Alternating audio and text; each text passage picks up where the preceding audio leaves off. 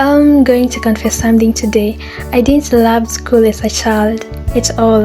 In fact, every morning felt like emotional betrayal, especially because my younger sister was still too young for school. So imagine this.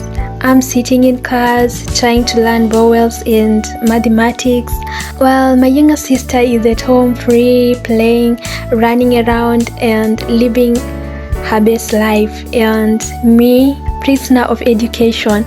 Sometimes I will just sit quietly in class, fantasizing, thinking about the games my age mates who weren't in school yet were probably playing outside, and honestly there were days I almost cried because my neighbors' children will always report happiness, pure happiness. We chose chickens today, we went to the river, we played the whole afternoon. Meanwhile, me, homework. So eventually my little village brain started developing survival strategies. Some days I pretended to be sick, Oscar-worthy acting, weak voice, fake coughing, dramatic face, but my mother, that woman had built in lie detectors. Sometimes she will just look at me and say, "Get ready for school."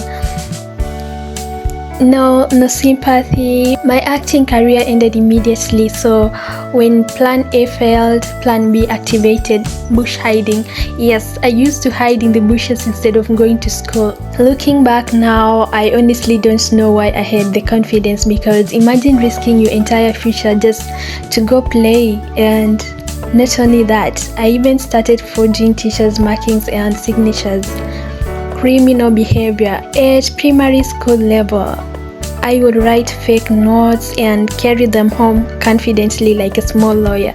Meanwhile, my heart was beating faster than village drums.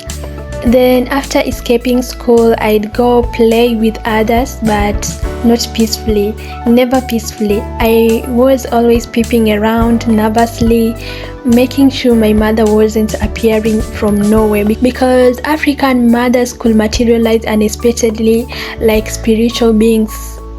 And my friends, very cooperative criminals. They protected me like a secret government mission. Your mom is coming. Hide. Full teamwork. Then nighttime will come, and instead of sleeping peacefully, I'd start preparing excuses for teacher the next day. If it rained, perfect opportunity. I'd say my clothes got wet. Sometimes I'd even rub mud on my uniform and pretend I'd fallen. Commitment to the lie was incredible, honestly. But village teachers, they were experienced, very experienced. Sometimes none of the excuses worked, and unfortunately the cane will introduce itself to our backs. Yet somehow, instead of changing our behaviors, we became more creative. We even created hiding loops around the school fence, near the classrooms, secret places where we could hide our bags if we arrived late. So we will sneak in pretending we had come from washrooms or another classrooms. Honestly, looking back now, we weren't students, we were low-budget action movie characters. But you know what's funny?